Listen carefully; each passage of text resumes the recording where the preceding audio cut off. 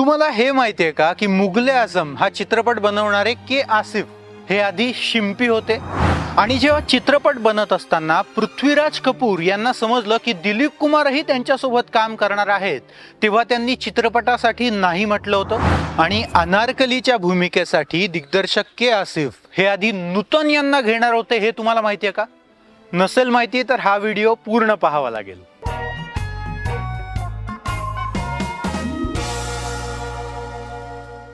मुघले आझम हे नाव ऐकलं की आपल्या डोळ्यासमोर उभा राहतो हजारो आरशांचा एक भव्य राजवाडा, भावना विवश झालेला अकबर आणि हट्टाला पेटलेला सलीम. याशिवाय आज रीलला वाजत असलेलं गाणं किसी दिन ये तमाशा मुस्कुराकर हम भी देखेंगे हे ही मुघले आझम या चित्रपटातलंच आहे. आज आपण मुघले आझमचे काही पडद्यामागचे किस्से जाणून घेणार आहोत.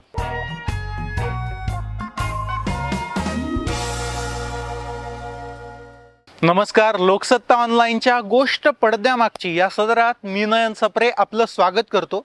रसिको, चित्रपट बनवण्यासाठी रगड पैसे मिळवणारे दिग्दर्शकांबद्दल आपण नक्कीच ऐकलं असेल, पण के आसिफ यांच्याबद्दल आपल्याला काही वेगळंच ऐकायला मिळतं. काय होतं ते जाणून घेऊयात.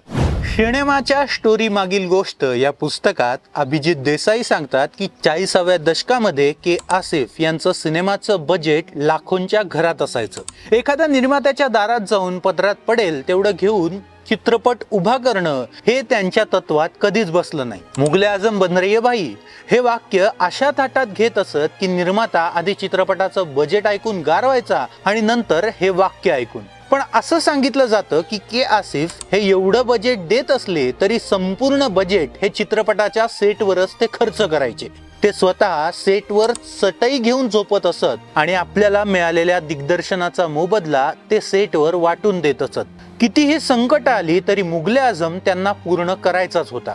चित्रपटाबद्दलचा एक किस्सा सांगितला जातो की 40च्या दशकात के आसिफ यांचे मामा नाझीर हे खूप मोठे नट होते. त्यांनी आपल्या भाच्याच्या रोजीरोटीसाठी शिंप्याचं दुकान उघडून दिलं होतं, पण के आसिफ यांना टेलरिंगच्या कामात बिलकुल रस नव्हता. शेवटी टेलरिंगच्या कामातून त्यांनी काढता पाय घेतला आणि स्वतः निर्मात्यांना भेटणं सुरू केलं. पण अकबर बादशहाच्या महालाचं नुसतं बजेट सांगितलं तर भल्या भल्या पैसेवाल्यांची झोप उडत होती. असाच एक किस्सा सांगितला जातो की सेठ सिराज अली हकीम यांनी के आसिफ यांना एक ठराविक रक्कम मंजूर केली चित्रपट बनवण्यासाठी, पण त्यांना ते मान्य नव्हतं. म्हणून ते उठले आणि मग मुघले आझम बन रही है भाई असं म्हणून पैसे नाकारून चालते झाले.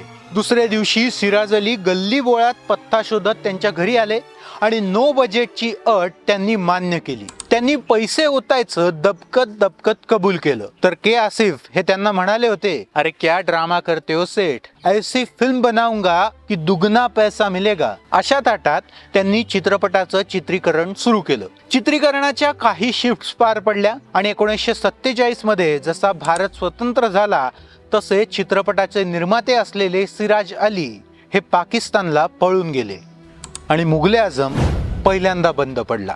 सिनेमा जेव्हा दुसऱ्या वेळा सुरू झाला तेव्हा बॉम्बे टॉकीजच्या सेटवर त्यांनी जलालुद्दीन मोहम्मद अकबरच्या भूमिकेत चंद्रमोहन यांना घेतलं. सिनेमा 50% शूट झाला होता, पण दुर्दैवाने चंद्रमोहन यांचं निधन झालं.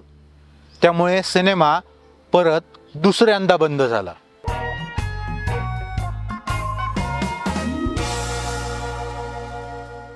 के आसिफ जेव्हा तिसऱ्यांदा चित्रपट सुरू करणार होते तेव्हा त्यांनी अकबरच्या रोलसाठी पृथ्वीराज कपूर यांना विचारलं, पण दिलीप कुमार या चित्रपटात काम करणार आहे हे ऐकताच त्यांनी चित्रपटासाठी नाही म्हटलं. जेव्हा कमाल अमरोही यांचा महल हा चित्रपट रिलीज झाला आणि तुफान चालला तेव्हा फिल्मकार प्रोडक्शन कडून नव्या चित्रपटाची घोषणा करण्यात आली. त्या चित्रपटाचं नाव होतं अनारकली. ही गोष्ट जेव्हा आसिफ यांना समजली तेव्हा ते खूप अस्वस्थ झाले. आपली बाकी कामं बाजूला ठेवून त्यांनी पुन्हा मुघले आझमवर काम सुरू केलं. दिलीप कुमार यांना के आसिफ यांनी खूप वेळा मुघले आझमची कथा ऐकवली होती आणि त्यांनीही या चित्रपटात काम करण्याची इच्छा व्यक्त केली होती. त्यामुळे के आसिफ यांनी सलीम या पात्रासाठी दिलीप कुमार यांची निवड केली. त्यानंतर के आसिफ यांनी पृथ्वीराज कपूर यांना अकबरच्या रोलसाठी विचारलं. पृथ्वीराज हे विचारता क्षणी हो म्हणाले पण दिलीप कुमार यांचं नाव ऐकता क्षणी त्यांनी एक पाऊल मागे टाकलं आणि विचारलं, जर दिलीप कुमारही चित्रपटात काम करतोय तर मग हिरो कोण राहणार? त्यावर के आसिफ म्हणाले कि पापाजी, मैं अकबर पर फिल्म बना रहा हूं, किसी सलीम या यूसुफ की इमेज पर नहीं. या एका वाक्याने आसिफ यांनी पृथ्वीराज कपूर यांना पटवलं. आता प्रश्न होता तो म्हणजे अनारकलीचा. खरं तर के आसिफ यांच्या डोक्यात नूतनचं नाव होतं. स्क्रीन टेस्टसाठी नूतन यांचं फोटोशूट करून ते अंतिम निर्णय घेऊनही टाकणार होते, पण त्याआधी दिलीप कुमार मार्फत अनारकली करण्यासाठी मधुबालाने इच्छा व्यक्त केली आणि आसिफ यांना आभाळ ठेंगणं झालं. मागे केलेलं संपूर्ण चित्रीकरण त्यांनी केराच्या टोपलीत टाकलं आणि नवा मुघले आझम शूट करायला सुरुवात केली. आणि अशा प्रकारे अनेक अडचणींचा सामना करत मुघले आझमचा चित्रीकरणाचा प्रवास पुढे सुरू झाला. पण पुढे अडचणी थोडीच सामणार होत्या. पुढे पृथ्वीराज कपूर आणि के आसिफ यांच्यात काय वाजलं? दिलीप कुमार पुढे चित्रपट का सोडणार होते? या सगळ्या प्रश्नांची उत्तरं जाणून घेण्यासाठी तुम्हाला पाहावा लागेल याचा पुढचा भाग.